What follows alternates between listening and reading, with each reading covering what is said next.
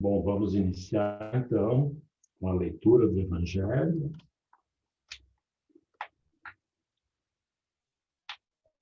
A fé transporta montanhas. A fé, mãe da esperança e da caridade. Para ser proveitosa, a fé tem que ser ativa. Não deve entorpecer-se, mãe de todas as virtudes que conduzem a Deus. Cumpre-lhe velar atentamente pelo desenvolvimento dos filhos que gerou. A esperança e a caridade são corolários da fé.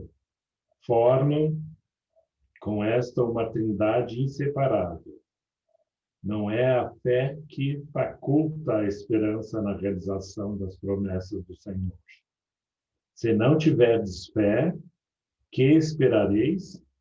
Não é a fé que dá o amor. Se não tendes fé, qual será o vosso reconhecimento e, portanto, o vosso amor? Inspiração divina, a fé desperta todos os instintos nobres que encaminham o homem para o bem. É base da regeneração. Preciso é, pois, que essa base seja forte, durável, porquanto se mais ligeira dúvida abalar, que será do edifício que sobre ela construirdes?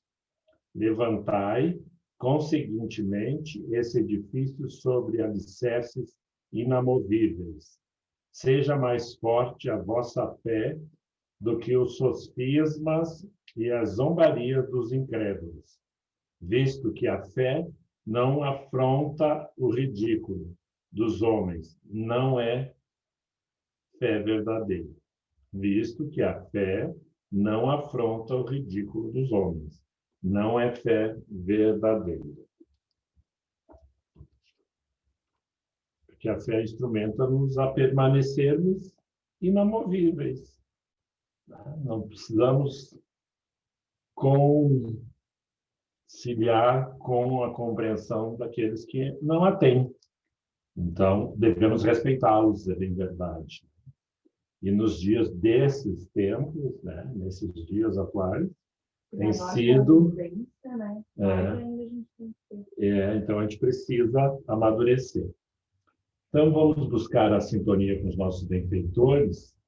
Para a gente tecer umas breves considerações, pedimos a proteção dos espíritos que protegem essa atividade na Casa da Redenção, mas, sobremaneira, os nossos anjos da guarda, que pacientemente nos acompanham a todos nós, nesse exercício de graduação em que buscamos aferir as nossas potencialidades à luz do Evangelho de Jesus. Se conosco, hoje e sempre, que assim seja. Então, vimos que a fé, e ultimamente ela tem estado tíbia em todos nós, né? Eventualmente, a gente acolhe o sentimento da incerteza, né? Porque suscita nesses dias justamente isso. Não temos controle nenhum sobre as situações apresentadas e quando achamos que teremos um certo controle, muda toda a estrutura geral do tecido social. Aonde quer que estejamos, por quê? O ser humano tem lapso, é falho. E, naturalmente, se antes desse processo da enfermidade, já tínhamos, né, por conta de outras situações, um comportamento desalinhado, hoje é bem natural que não conseguimos ter o rendimento que gostaríamos.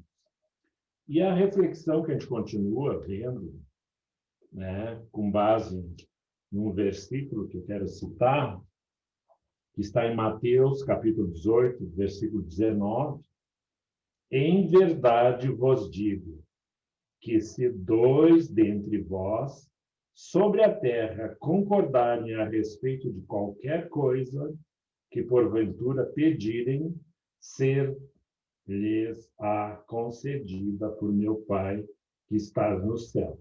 Jesus. Aqui fala justamente, né?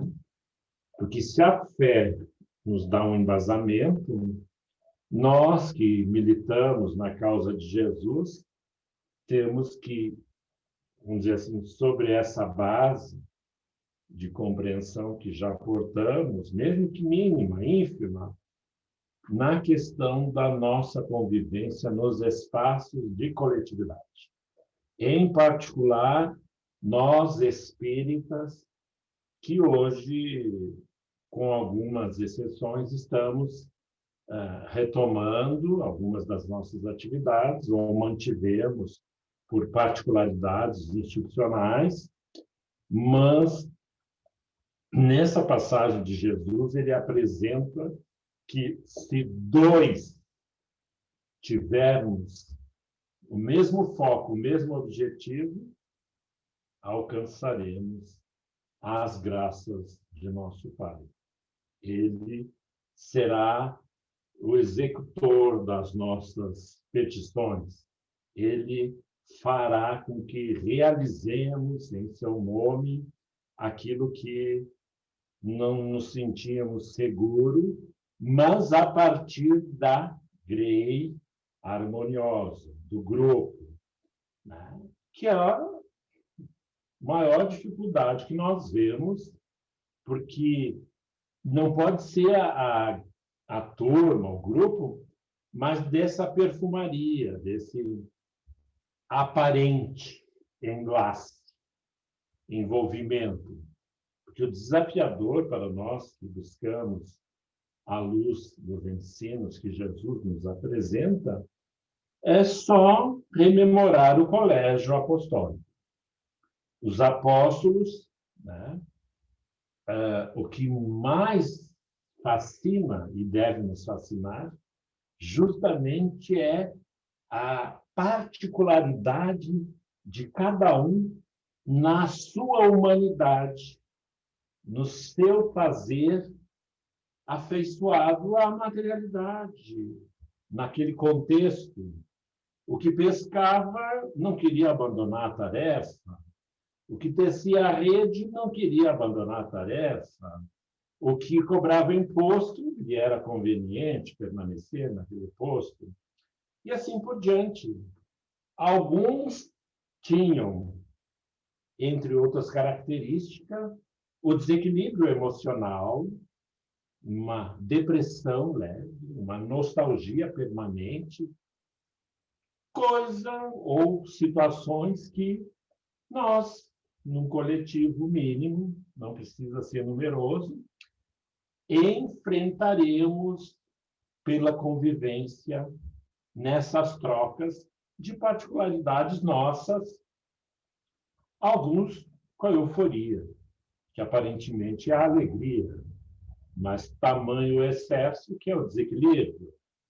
E assim por diante, aos depressivos, aos que estão sempre enfermos, que também não há nenhum problema, porque a condição da casa biológica é de atender à demanda do habitante, aos que têm muito saudável e pouco desempenho, aos que têm muito precário e muito desempenho, porque estão na vontade com seus pares, direcionando, buscando.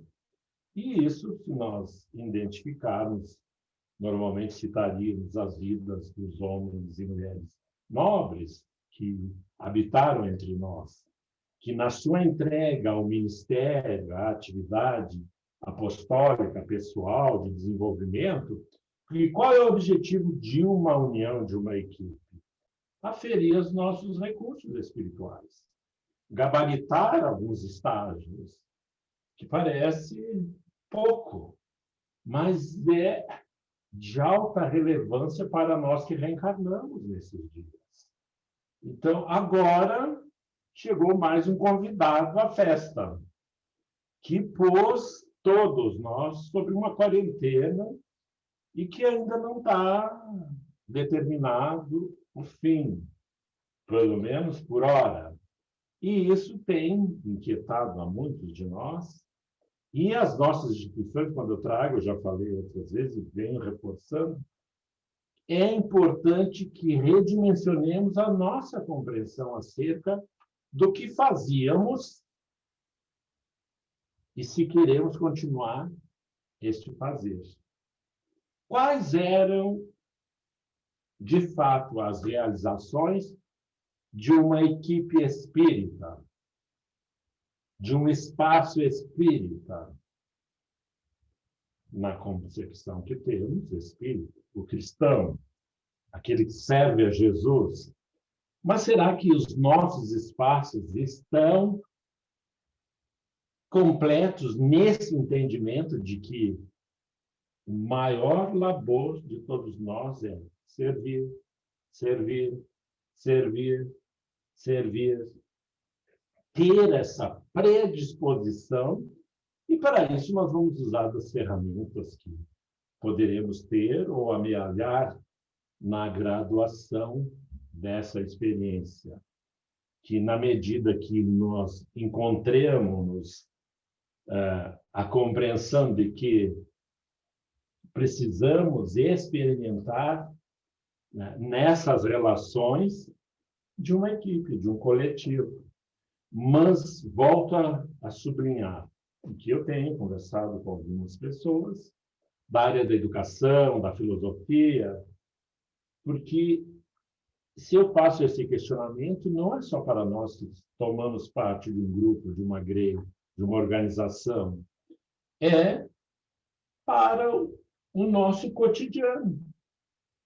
O que é, de fato, hiper importante, vamos usar, né? O que, de fato, planifica as nossas habilidades espirituais e, quando eu falo em planificar, ou seja, dá um sentido. Por que eu vivo? Por que eu decidi, nesse tempo, vivemos essas experiências e qual é a finalidade, qual é o arranjo e quando será o ato final, como será, quanto eu desenvolvi, quanto eu consegui alcançar, mensurações que é foro íntimo para todos nós, mas que não pode ser esquecido por todos que estão na lide, assim os Espíritos falam, assim Emmanuel fala, na lide, no trabalho, na busca da organização. E se estamos na lide, é com plena orientação de Jesus, que nos orientou e continua a nos orientar, dizendo-nos, pelo alerta que nos envia ao meio de lobos, de ambientes nefastos, né? Com potencialidade de atrapalhar as nossas metas. Mas também nos apresenta nessa fala que está no Evangelho de Mateus, em que onde dois concordarem, ali será alcançada a vontade do Senhor. A misericórdia virá atenuar e atender às necessidades. E Jesus ainda falou, quando deres de beber, de vestir, visitares, é a mim que o fazes. E também ele acrescentou, né, porque é um professor eficiente, né, mestre.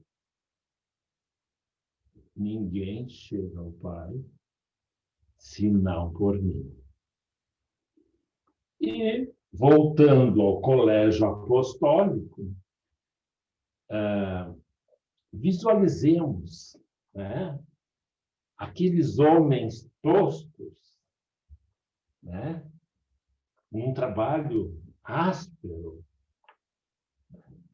mas da dignidade para a sustentação das famílias e das comunidades, de repente tendo que ouvir alguém como Jesus, não menos do que Jesus, e tentar assimilar, apesar de aceitarem, e por outra fala de Jesus, vocês não me seguem porque veem o que eu faço no sentido do fenômeno, das curas, das transformações. Vocês permanecem sendo atraídos porque eu sou o pão, eu promovo a vida, o que eu ofereço não se esgota, disse a mulher na beira do poço. Se beberes da água, não terás mais sede da água que ele oferecia. E ele continua dizendo isso a nós. Então, dentro dessa particularidade, então os discípulos daí ficam observando, né? Eles tentando fazer o coxo andar, o cego ver, o endemoniado ser limpo, os que tivessem outras enfermidades promovidos a uma saúde e que, por orientação de Jesus, era apresentado que vão e não tornes a pecar. Ele só orientava e continua nos orientando. Porque hoje nós sabemos, com a ferramenta que temos do Livro dos Espíritos, aonde a espiritualidade desenhou para esses psiquismos nossos, né, de nós outros, resistentes, tais quais os apóstolos naqueles dias, que pela simplicidade eles estavam afeiçoados à lide material, à sobrevivência ou subsistência. E ainda sob o guante do Império Romano, o espoliador, aquele que atacava, aquele que não tinha, vamos dizer assim, censura das suas ações, que identificava só como um meio de subsistência e da manutenção da ostentação de Roma, oprimindo os povos. E daí a gente vê no Livro dos Espíritos como os espíritos agem, como é a realização, a realidade da nossa vontade mediante a interferência do mundo espiritual. E muitos de nós, espíritas, de equipe espíritas, trabalhadores, eventualmente não temos uma plena racionalidade no sentido de identificar. Me permito uma biografia, uma certa vez observando um trabalhador da equipe espírita, em que chegou um enfermo da saúde espiritual, agressivo, à porta da entidade, da instituição, e a pessoa, num despreparo absoluto, sem fazer a interpretação de fato do que é a ação perturbadora, tenaz, de um espírito sobre o outro, sobre os resultados, sobre o comportamento apresentado, essa pessoa simplesmente, num rompante, demonstrando a sua inabilidade para ser membro de uma equipe, pelo menos por aquele momento, disse: aqui não é lugar. Vá embora. Pam, fecha a porta. E eu, petrificado, observando, e como um bom aluno, a gente aprende, pelo menos para não fazer. Porque outra característica de quem toma parte de equipes, de grupos, de greys, no sentido de trabalhar para Jesus, é o exercício permanente da humildade e da paciência. na habilidade de escutar os fracassados por não enxergarem-se filhos do alto com seus potenciais, derramando-se sobre as suas estruturas, mas por falta da habilidade de ter instrumentado a sua confiança na assistência permanente dos benfeitores, e em especial particular de Jesus sobre as nossas realidades, permanecemos à deriva, porque não conseguimos. Por que nós não conseguimos? Onde está a falha? Certamente, a GREI, o grupo, a instituição, há que treinar os seus membros que constituem. E treinar não na intelectualidade das situações, porque eventualmente temos a obra na ponta da língua, mas ausente do psiquismo. Sabemos repetir palavras, conceitos, fundamentamos, mas o coração permanece gélido. Não conseguimos elevar o nosso pensamento confiando que o céu já está em movimento, o mundo espiritual já está quando intercedemos, porque se há o que sofre, tendo dois com a mesma vontade, haverá transformação. E, para ir finalizando, aqueles homens e mulheres, principalmente os apóstolos, no colégio, enfrentaram isso que nós ainda enfrentamos. A incerteza, a dúvida, não conseguir. E Jesus, mais uma vez, homens de pouca fé, se tivesses a fé do tamanho de um grão de mostarda. Olha, que lições para os trabalhadores hoje, nesse contexto. Qual é a fé dos trabalhadores, das GREIs, das instituições? Falo de nós, espíritos, não posso falar de outras. Tíbia. Talvez morna. Tíbia, morna. Ou fria. Ou gelada. Que providências nós tomamos nesse dia? Há que se considerar o aspecto da ciência, da área jurídica, mas há que se considerar uma lei que está acima de todas essas realidades, que é do Espírito sobre esses dias. E esse Espírito tem que sobejar, abundar, por entendermos que, eventualmente, no nosso isolamento forçado, no nosso recolhimento, teremos que repensar outras realidades, a começar pelos espaços que edificamos e que queremos dizer que é um espaço de saúde espiritual.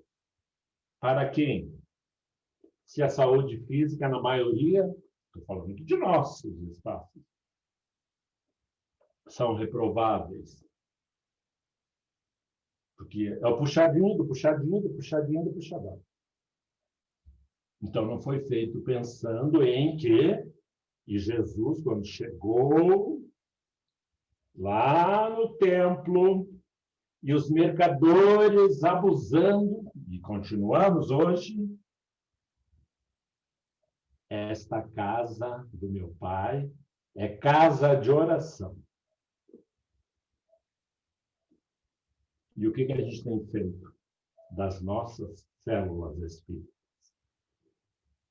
E por aí vamos. Verticalizamos as instituições, ou seja, é um centro de político, para usar um termo, aonde ficamos aguardando quando você, quando terei a oportunidade. E quando temos oportunidade, queremos mandar. E não queremos cooperar. A gente quer ser atendido nas suas vontades. Ficamos por aqui, mas a reflexão é essa. Qual é o passo que iremos dar? No sentido pessoal, mas também no sentido das greves, dos espaços de estudos. Estamos aqui. 2. Né? Está sendo gravada essa atividade. Depois é disponibilizado. E a gente vai vendo que a gente corre, eu sempre digo e repito, me permitam, para o lado errado. Porque agora a gente está na caminhada, no shopping, no cinema, né? E continuamos ainda não afeiçoados a que a vontade de Jesus, que é o nosso meio, se manifeste nas nossas realidades. E para ver o que nós estamos fazendo, me permitam, será que fazíamos o correto? Porque se oferecíamos uma crítica, eu sempre tenho, faz 10 desobsessão, faz 5 desobsessão. Para mim, quando se diz 5, ou se diz 3, ou se diz 8, é que no final vai estar resolvido. Prometemos. E não há nenhum problema em prometer. Mas é que não nos capacitamos para que, no final da proposta, tenhamos êxito. Porque é uma outra questão. Quem serve a Jesus, rastejando, está em pé. Temos que ter esse vício. É a fé, é a convicção. Isso não tem para vender em nenhuma casa espírita, nem em uma casa de oração. É ato contínuo, pessoal, intransferível. Então, diante dessas, vocês vejam que é uma chuveirada de informações, porque, na realidade, nada está definido. O fato é que eu me permito ter essa análise crítica, porque é para fundamentar o meu entendimento. Se eu conseguir progredir minimamente e puder partilhar para que incendeiem outros, certamente estou fazendo o meu possível. O meu possível. Agradecemos aos benfeitores amados pela companhia, pelo atendimento às nossas necessidades. Sabemos, Senhor, das transformações que a transição exige de nossos espíritos. Enfrentamos a resistência em sermos instrumentos da Boa Nova, que traz a alegria, o cantar do divino a esses dias, em que toda a sociedade terrena enfrenta esta realidade da transição, em condições iguais. Não se apresenta fazendo separação. Todos somos sujeitos à lei. E ela nos alcança, nos convidando à mudança de nossos velhos hábitos. E que possamos, ao fazer essa análise, estar contigo, Senhor. Instrumenta as nossas mentes, que o nosso psiquismo possa sobre tua ordem, florescer, promovendo-nos a potencialidade de amar incondicionalmente, de termos a paciência para que possamos vencer aquilo que ainda não conseguimos compreender. Mas temos certeza que a tua vontade nos alcança e direciona-nos a um caminho melhor, a um entendimento mais profundo do ser espiritual que ora navegamos na Terra. Sabemos que tu és o nosso comandante. Por isso, nós te agradecemos, Senhor, por permitir que nós, ovelhas desgarradas, fôssemos agrupados nesses dias para que a tua vontade alcance nossas consciências. Sê conosco, Senhor, hoje e sempre, e que assim seja.